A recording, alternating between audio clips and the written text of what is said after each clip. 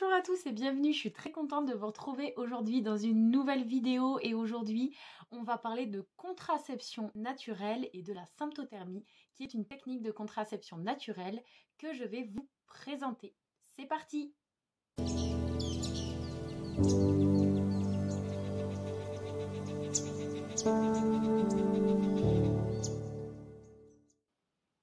Donc la première question c'est qu'est-ce que la symptothermie? Donc la symptothermie ça consiste à prendre sa température corporelle tous les jours, tous les matins via un thermomètre spécifique qui mesure à 0,01 près.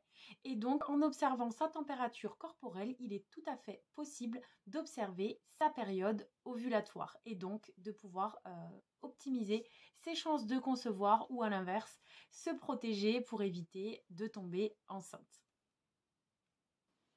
Donc avant toute chose, je tenais à préciser que je ne suis pas professionnelle dans le domaine.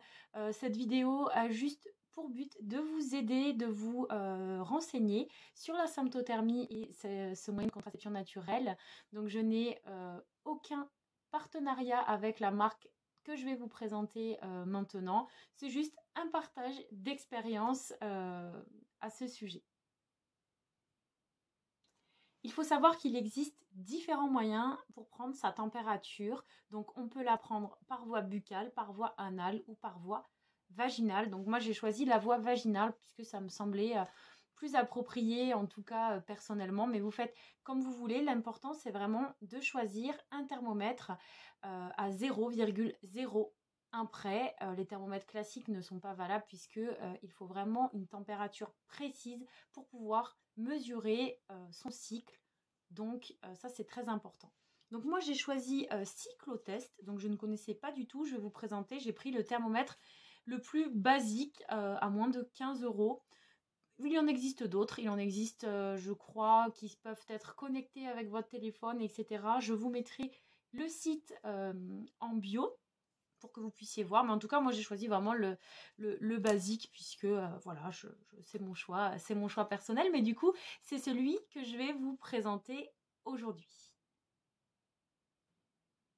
Donc, cette petite pochette contient à l'intérieur un thermomètre, donc à 0,01 près, classique. Ça ressemble à un thermomètre de base. À l'intérieur, vous avez un petit crayon de papier et une petite revue où tout simplement vous allez pouvoir reporter vos températures et pouvoir observer votre cycle.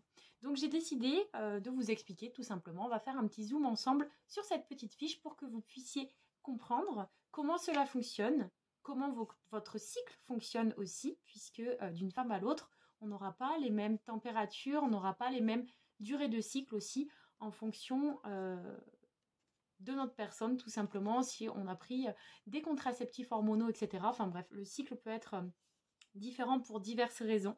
Donc l'intérêt, c'est vraiment d'observer son propre cycle et de comprendre comment fonctionne notre corps afin que nous puissions nous protéger naturellement ou à l'inverse, optimiser nos chances de concevoir un enfant. Donc voici le petit papier qui est fourni dans la petite boîte, la petite pochette que je vous ai montrée précédemment. Donc on va interpréter ensemble de suite le schéma pour que vous puissiez comprendre. Donc en haut ici vous avez le mois. Donc là on remarque que c'est le mois d'avril et le mois de mai. Donc le cycle commence le 20 avril et termine le 17 mai. Donc le cycle commence toujours le premier jour des règles. Donc ça c'est très important. Le jour 1 du cycle c'est le jour 1 des règles. Donc comme vous pouvez le voir ici, donc on a la période des règles et donc les jours du cycle. Donc le jour 1 du cycle, le jour 2, le jour 3, le jour 4, etc. Et le mois et les jours.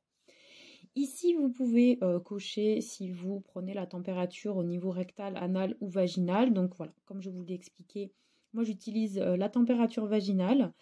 Et ensuite, ici, vous avez les températures donc à reporter sous forme de petites croix. Donc par exemple, le premier jour des règles, le 20 avril, donc la température était de 36,20. Donc on fait une petite croix. Le deuxième jour, on prend sa température, on est ici, et ainsi de suite. Et ensuite, on fait le tracé. Donc pour cette analyse-là, on voit que la période ovulatoire, s'est produite d'ici à ici, donc principalement du 2 au 6 mai. Donc comment interpréter la période ovulatoire? Donc la première phase du cycle, c'est la phase où la sécrétion d'œstrogène est importante et donc les températures sont relativement basses. On a ensuite une montée en puissance de la température vaginale, puis des températures plutôt hautes, puisque là on est plus sur de la sécrétion de LH. Donc la période ovulatoire, c'est vraiment cette montée en puissance de la température.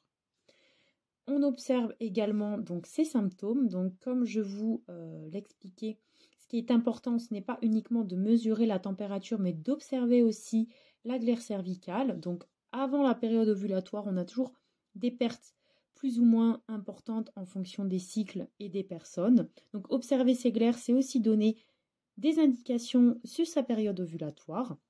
Donc là, pour cette personne, l'ovulation a eu lieu du 13e au 17e jour du cycle. Il suffit ensuite de reporter en faisant vos propres mesures vos données en fonction de votre température vaginale. C'est tout simple. Et puis on observe de cycle en cycle pour observer un petit peu la période ovulatoire et la durée du cycle qui peut être variable.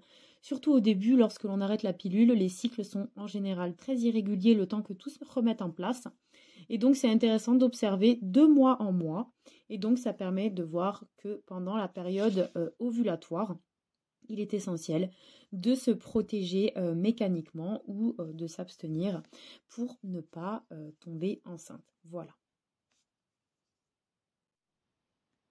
Afin de mieux comprendre au niveau chimique ce qui se passe dans notre organisme, j'ai décidé de vous montrer un petit peu via ce schéma comment cela se passe. Donc là, on a une autre vision du cycle. Donc toujours pareil, jour du cycle ici en bas à gauche. Donc le jour 1 du cycle qui correspond au premier jour des règles. Donc là, pour cette personne, on est le cycle est du 30 avril au 26 mai. Donc comme je vous l'expliquais, on a la phase folliculaire où la production d'œstrogène est en masse et donc les températures sont basses. La phase ovulatoire où on remarque ce pic d'ovulation.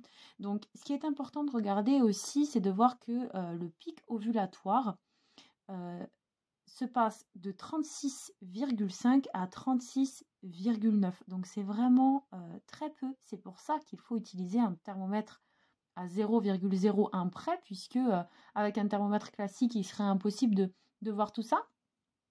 Et donc après, les températures restent hautes dans la phase lutéale, donc grâce à la production du corps jaune qui sera éliminé ensuite via les règles en fin de cycle, et donc la production de progestérone fait en sorte que les températures corporelles sont hautes.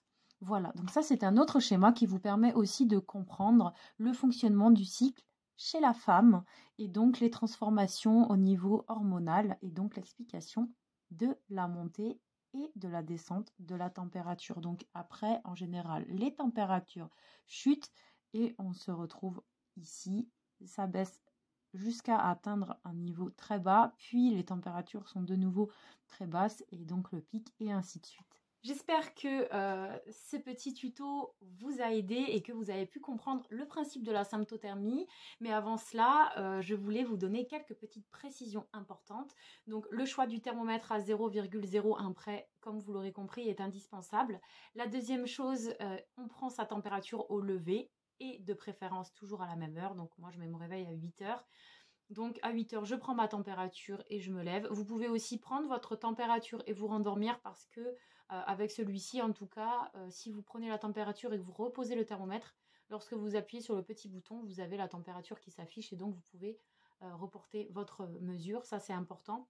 Et deuxième chose très importante aussi, c'est que dans la mesure où on souhaite observer son cycle, la température seule ne suffit pas. Donc c'est important aussi de mesurer et d'observer sa glaire cervicale et d'autres symptômes qui peuvent être très indicateurs dans notre cycle. C'est vrai que souvent on ne fait pas attention aux symptômes, que ce soit physiques ou même émotionnels, que nous traversons pendant notre cycle. Donc c'est très important en tant que femme d'observer son cycle et ses émotions en fonction du cycle. J'ai fait un article d'ailleurs à ce sujet que je vais vous partager en bio, que vous pouvez retrouver, où j'explique un petit peu les cycles de la femme par rapport aux saisons. Donc c'est hyper intéressant. Donc l'hiver qui correspond aux règles, et puis printemps, été, automne aussi, avec nos émotions, comment nous sommes dans la vie et tout. Ça permet également de mieux se comprendre et mieux se gérer aussi en tant que femme, et mieux s'accepter et accepter ses émotions. J'espère en tout cas que cette petite vidéo vous aura plu. N'hésitez pas à la liker si elle vous a aidé, à la partager ou même à me laisser un petit message pour qu'on échange ensemble sur le sujet. En attendant, je vous dis à bientôt pour une prochaine vidéo. Bye!